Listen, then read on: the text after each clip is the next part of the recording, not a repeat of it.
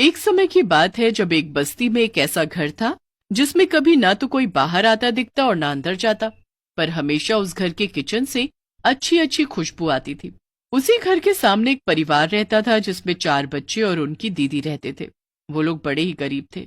उनकी दीदी उन बच्चों के लिए भीख मांगकर खाने को लेकर आती थी, तब जाकर वो अपना पेट भर पाते थे, पर कभी कभी तो उनको भूखा भी सोना पड़ता था। एक दिन ऐसा ही हुआ जब उन बच्चों की दीदी रात तक घर नहीं लौटी और बच्चे भूख से बिलख रहे थे। अभी तक दीदी नहीं आई, आज तो हम सुबह से भूखे हैं। हाँ भाई, और ऊपर से ये सामने वाले किचन से इतनी अच्छी खुशबू भी आ रही है। वो तो हमेशा ही आती है, पर खुशबू से थोड़ी हमारा पेट भरेगा। हाँ सही बात है, अब तो दीदी के आने का इंतजार करो बस। एक काम करता हूँ, सामने जाकर एक बार आज जाकर देख ही आता हूँ कि आखिर इस घर में कौन है जो कभी दिखता तो है नहीं, पर खुशबू इतनी अच्छी आती रहती है। आखिर वहाँ कौन बनाता है इस सामने वाली किचन में। चल पागल है क्या, चुपचाप यहीं रह। क्या पता कोई खड़ूस औरत रहती हो और तुमको भगा दे। भगा दिया तो भगा दिया, क्या फर्क पड़ता है। पर एक बार कोशिश तो करने दो। सोचो, अगर उन्होंने कुछ खाने को दे दिया तो दीदी तो हमेशा वही रोटी सब्जी देती है। क्या पता आज कुछ बढ़िया सा खाने को मिल जाए।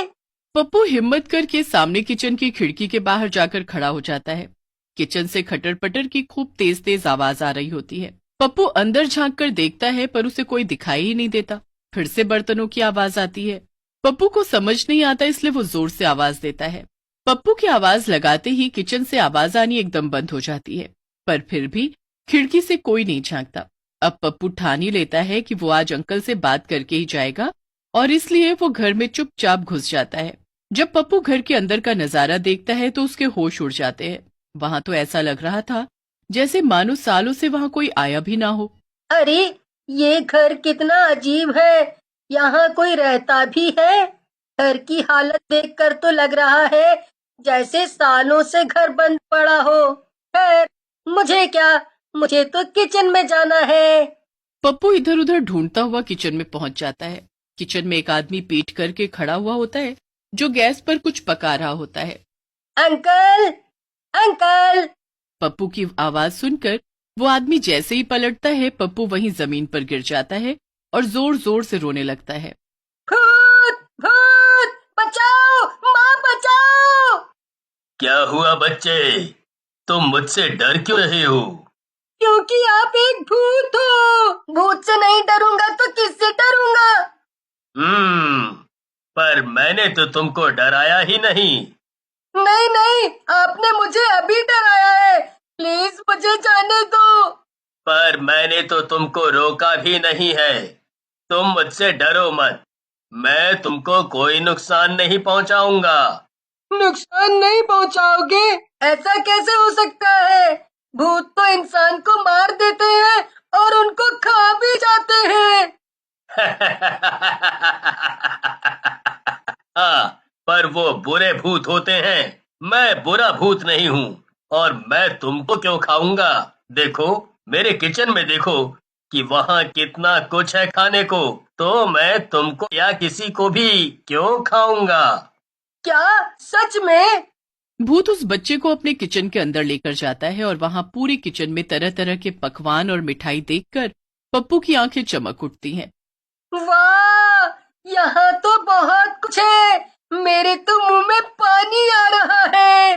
तो फिर खा लो जो भी तुमको खाना हो। क्या सच में मैं ये सब खा सकता हूँ? हाँ, बिल्कुल खा सकते हो।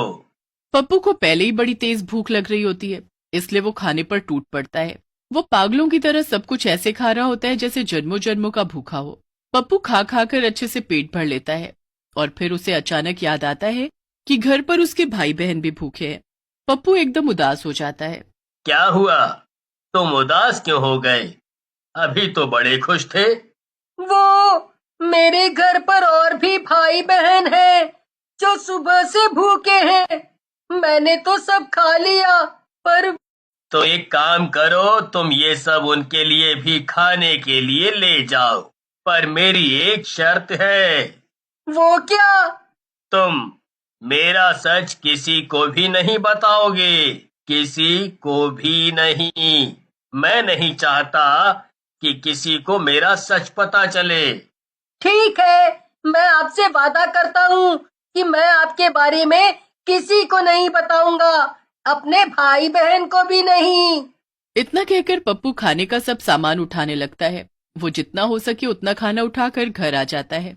पप्पू के हाथ में इतना सब देखकर सारे भाई बहन खुशी से चिल्लाने लगते हैं। अरे वाह पप्पू, तूने तो कमाल ही कर दिया। जल्दी मुझे खाने को दे, बहुत भूख लग रही है, अभी तक दीदी भी नहीं आई। सारे बच्चे खाने पर टूट पड़ते हैं, भरपेट खाना खाते हैं। एक बात बता पप्पू, उन अंकल ने तुझे ये सब खाने को कैसे दे दिया? अरे वो अंकल ना बहुत ही अच्छे हैं। वो पहले मुझे किचन में ले गए और फिर वहां ये सब देखकर मैं तो हैरान रह गया। फिर उनको जैसे ही मैंने बताया कि मैं सुबह से भूखा हूँ, तो उन्होंने मुझे बड़े प्यार से बोला कि जो खाना है खा लो। अरे वाह, इतने अच्छे अंकल हमारे घर के सामने रहते हैं और हम कभी उनसे मिल भी नहीं पाए। चलो हम उनको थैंक यू बोलकर आते हैं। नहीं नहीं, बिल्कुल नहीं, वहाँ कोई मत जाना, समझे? अरे पर क्यों? वो अंकल कोई जरूरी काम कर रहे हैं, उनको गुस्सा आ गया तो फिर दोबारा कभी ये सब खाने को नहीं देंगे। नहीं नहीं, फिर वहाँ कोई नहीं जाएगा। अब बहुत रात में बच्चों की बड़ी दीदी घर आती है और घर में इतना सब देखकर बड़ी हैरान होती है। फिर पप्पू उनको सारी कहानी सुनाता है। दीदी बड़ी खुश हो जाती है और वो भी मजे से खाना खाती है। अब अगले दिन जब बच्चों की दीदी फिर से भीख मांगने जा रही होती है, तो पप्पू उनको रोक लेता है। अरे भीख नहीं मांगूंगी तो तुम सबका पेट कैसे भरेगा? पप्पू इतनी जिद करता है कि उसकी दीदी उस दिन कहीं नहीं जाती और घर ही रुक जाती है। दिन में बच्चे रात का बचा हुआ खाना ही खा लेते हैं, पर फिर शाम होने लगती है। दिन में तो हमने पेट भर लिया, पर अब बता हम रात को क्या खाएंगे? आप चिंता मत करो, वो सामने अंकल है ना, मैं उनके घर जा रहा हूँ और वहाँ से ढेर सारा खाना ले आऊंगा। ये बोलकर पप्पू जल्दी से भागता है और भूतिया किचन की खिड़की पर खड़ा होकर आवाज देने लगता है। पप्पू की आवाज सुनकर भूत खिड़की पर आकर खड़ा हो जाता है। आ गए तुम? जी भूत अंकल, मैं आ गया। घर पर सब भूखे बैठे हैं, मैंने आज दीदी को जाने ही नहीं दिया, बोला कि मैं खाना ले आऊंगा। ये तो तुमने बिल्कुल सही किया। इस भूतिया किचन में कभी भी खाना खत्म ही नहीं होता। मुझे खाना बनाना बहुत पसंद है, इसीलिए तुम कभी भी आकर इस भूतिया किचन से खाना ले जा सकते हो। ठीक है भूत अंकल, पर क्या मैं आपसे एक बात पूछूं? हाँ बेटा, पूछो। आप भूत कैसे बन गए? अरे बस ये भी एक कहानी है। मैं मरने से पहले एक बहुत बड़े होटल में शेफ हुआ करता था, पर एक दिन होटल में आग लग गई और मैं मर गया। मेरा हमेशा से सपना था कि मैं अपना रेस्टोरेंट खोलूं, जिसमें हफ्ते में एक दिन मैं गरीब लोगों को मुफ्त में खाना खिलाऊं, पर सब सपना ही रह गया। ये तो बड़े दुख की बात है। भूत फिर अपने भूतिया किचन से पप्पू को ढेर सारा खाना दे देता है, जिसे लेकर वो घर आ जाता है और सब भाई बहन मिलकर भरपेट खाना खाते हैं और सो जाते हैं। फिर एक दिन पप्पू की तबीयत बहुत ज्यादा खराब हो जाती है, उसे बहुत तेज बुखार हो जाता है। पप्पू को तो तेज बुखार है, वो अभी तक सो रहा है। एक काम करो, तुम में से कोई और जाकर खाना ले आओ। एक काम करती हूँ दीदी, मैं जाकर खाना ले आती हूँ। ठीक है, तुम चली जाओ और राजू को साथ ले जाओ। पिंकी और राजू सामने वाले घर में घुस जाते हैं और घर की हालत देख उनकी आंखें भी फटी की फटी रह जाती हैं। ये कैसा डरावना घर है, चलो यहाँ से। दोनों भाई बहन वापस घर आने ही लगते हैं कि तभी उन्हें पीछे से भूत की आवाज आती है। राजू और पिंकी जैसे ही पीछे मुड़ते हैं वैसे ही वो चीखना शुरू कर देते हैं, भूत भूत भूत, भागो यहाँ से जल्दी।